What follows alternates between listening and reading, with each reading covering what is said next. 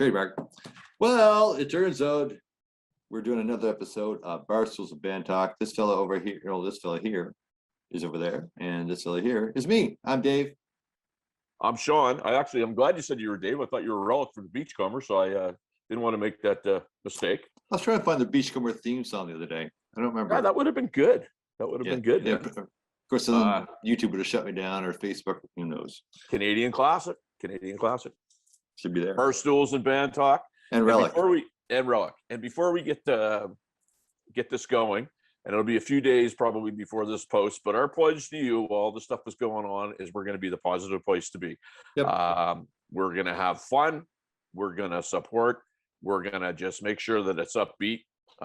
If one of us or some of us have personal opinions, they're not going to be on Facebook or on our page.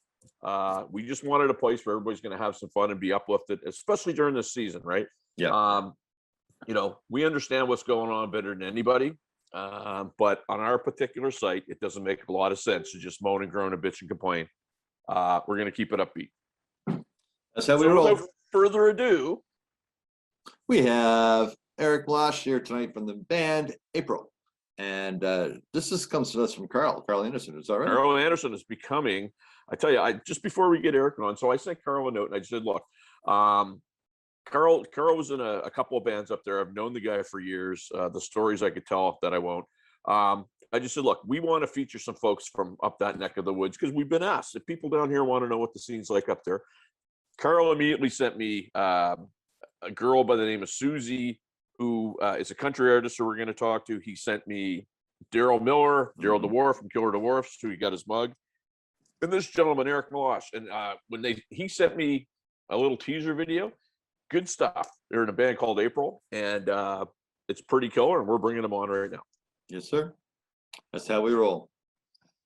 Positive, upbeat, and in Ontario. Hamilton, I believe, right?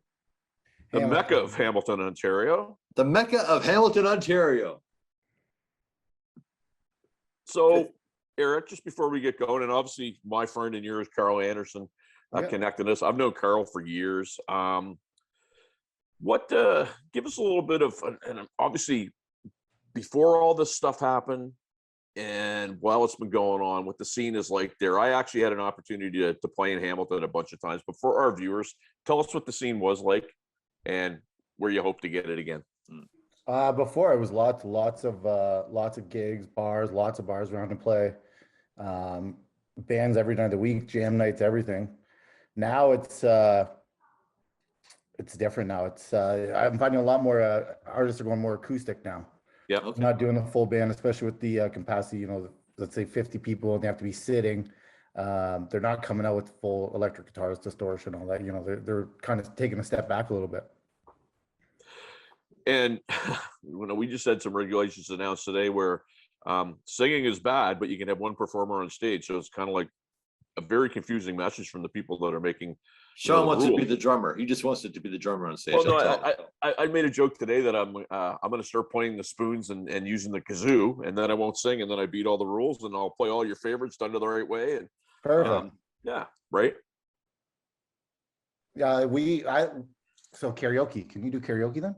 I can absolutely. Yeah, it's perfect. Yeah. See. Now you say you run a bar up there, or your wife does? I'm sorry. I do work. I manage a bar. Yep, up here. Yep. Okay, so yeah, you're the thick of things. So how is the scene? Well, let's go back maybe 60 days. How's it been, and where's it at now? Totally different, like compared to pre-COVID. Pre-COVID, a lot more people were going out. I'm finding it harder to get people to go out nowadays. Yep. And I just don't know if it's the uncertainty or I'm not really sure why, to be honest with you. But then you do get those random nights where it feels like everyone and their aunt is out, and everyone's out doing something. But yeah, it's not consistent like it was before. Definitely not. So somebody that runs a bar, I'd be interested to get your take on, what it's like to keep, because last weekend here in Halifax, we had a number of bars that were having staffing shortages because, people were at an exposure site and they couldn't work. You experiencing the same thing up there? Yeah, we have a smaller staff, so we're not really struggling like in that sense. We're all kind of working together. It's like a family there. But definitely friends that are working in bars, running bars and stuff. Yeah, they're having a hard time trying to keep servers, Cooks, everything. Like, yeah, it's a struggle up here. Yeah. And again, I don't think anybody wants the jobs of these people that are making decisions. I mean, it's just, it's tough. The big thing down here that we find, and Dave and I talk about it quite a bit, it's just the communication strategy seems a little bit flawed. It seems the circle's pretty tight. It seems the message gets out there. They just expect people to, continue to pivot and, throw good money for bad, making these sorts of things. We had some restrictions last Monday put in place, and some of the liquor inspectors that were supposed to enforce it didn't even know what they were enforcing. So that to me tells me there's a problem with a lot of the communication. Same thing up there? Yeah, when this thing first happened and stuff, I booked comedy nights on Friday nights, and one of the comedians, just by chance, Bila had come in when one of the comedians was playing a song on the ukulele. We weren't allowed to have music at the time. So stand-up comedy was different. There's kind of a loophole there. Bila was like threatening to write us a ticket because we had live bands. And I'm like trying to explain to them, no, this is just a one-off. I didn't know this was part of her stand-up routine.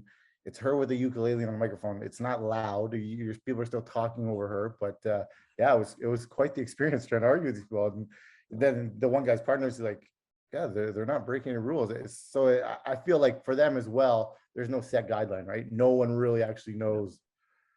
Do you get the guy in a good mood or the guy in the bad mood that night? Who knows? And we don't want to point, we don't want to point fingers, but we heard this story before that. I mean, like, obviously these are, and I talked about this all last year, unprecedented times. But in reality, I mean, nobody knows how to police this thing. And we had one bar owner tell us that the folks that came in to inspect his premises last week had been part of the dog pound. So, like, I'm not sure how they're trained or what the situation is, but what are you going to do? You got to abide by the rules. And, it's like people can argue with the vaccinations. We don't even talk about that on our show. It's like, you want to be part of society. Well, you got to do this. So yeah, I'm fully back. So I can say that. Well, thank God, I can almost touch you. So yeah, I know, there it is. Yeah. But I think the other thing that's frustrating for people, and we've talked about it a lot, the people that making the decisions are not losing anything in terms of salary, in terms of pensions, and that's fine, I guess, until a story comes out where, you saw it in the UK 2 weeks ago, where during their lockdown last year, staff members of the Prime Minister's office were joking around about their Christmas party that they were having. Yeah. Or, certain members of Parliament taking government jets to their home riding for family occasions, when we were told, the little old man told not to do that. I think that's where people are saying enough's enough. I'm willing to roll the dice. It's just getting silly. I think that's where it's at with all these booster shots and stuff like that. And they keep referring to it. It's going to be like a flu shot. We all know the consequences now. And I don't think, maybe little things, wear your mask, you're not hanging out with randoms. No one. Okay, fine. But we got to get back to living at some point too. Like, amen, brother. That's it's crazy, right? Yeah, like, if I choose to go get my booster shot, okay, I won't be as sick as someone who didn't get the vaccine, right? So that's on my choice, but we know enough facts about it now.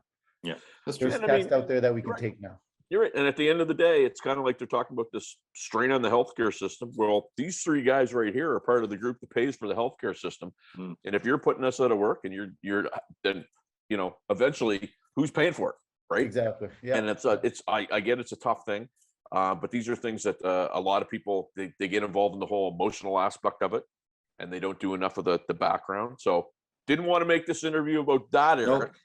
No, sounds like a clever segue to our first break, because I mean, Sean and I have done this for almost 2 years now, and we've talked about this into death, backdooring it without actually getting into confrontation, because it's not what we're about. We're not here to sensationalize anything. These are rough times for a lot of people.